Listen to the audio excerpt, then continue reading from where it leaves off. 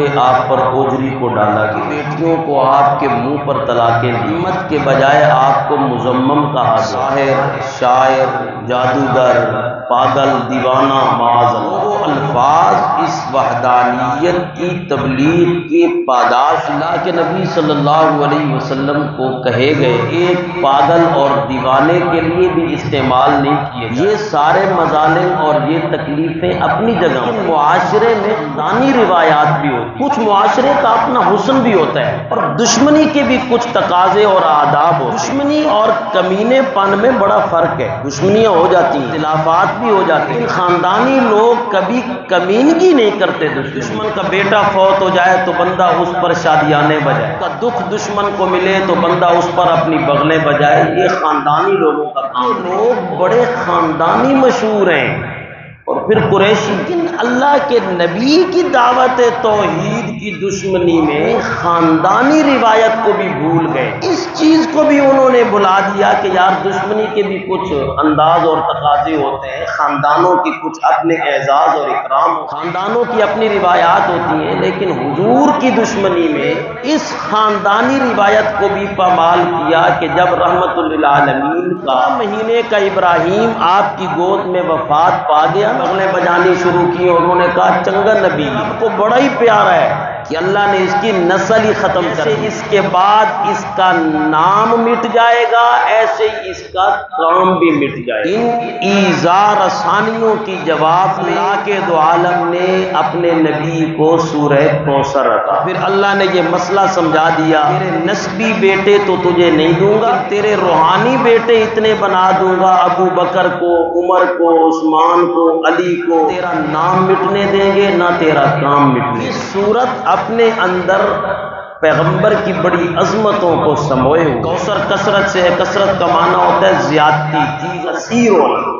اس کا حقیقی معنی ہم نے آپ کو خیر کثیر عطا، جو کچھ بھی دیا پیغمبر آپ کو ڈھیر عطا کیا، بھلائیاں دی ڈھیر عطا کی، دیا خیر کثیر عطا کیا، امت دی خیر کثیر عطا کی، حوض کوثر دیا تو سب سے بڑا کوثر کا حوض تجھے دیا، قیامت کے دن کی سفارش تیرے نام کی، دنیا کو یہ مسئلہ بتلایا، دنیا والے صرف دنیا میں تیرا نام مٹانا چاہتے ہیں، ہم تیرا نام دنیا میں بھی باقی رکھیں گے اور ہم قیامت کے بعد بھی تیرے نام کا پھریلا لہرائیں گے۔ اسے پھر کوثر سے اللہ نے قرآن بھی مراد لیا کہ قیامت کی صبح تک قرآن بھی لازوال رہے گا، تیرا نام بھی لازوال رہے گا۔ یہ چھوٹی سی سورت پیغمبر کی عظمت کی وہ انتہا ہے جہاں ایک محب کے اپنے محبوب کے بارے میں کہے گئے آخری کلمات واضح نظر آیا، انا اعطیناک الکوثر۔ اب بظاہر کل چھوٹی سی مختصر سورت، 3 سیکنڈ میں یہ سورت بند، ایک انسان کے لب کھلے وہ اپنی زبان کھولے تو 3 سیکنڈ میں اس سورت کو ختم کر دے۔ جاؤں اللہ حکیم کی حکمتوں کے سیکنڈ میں پڑھی جانے والی سورت میں اللہ نے وہ عظمتیں میرے پیغمبر کی رکھ دی ہیں جو نہ قیامت کے بعد زندگی میں ہوں گی۔ ٹوٹل 3 سیکنڈ میں پڑھی جائے، جو عظمتیں پنہائیں میرے پیغمبر کی، رفعتیں پنہائیں جو میرے پیغمبر کی شان موجود ہے، جو میرے پیغمبر کا مقام موجود ہے، اسے نہ کوئی زبان اپنے الفاظ اور لفظوں میں بیان کر سکتی ہے،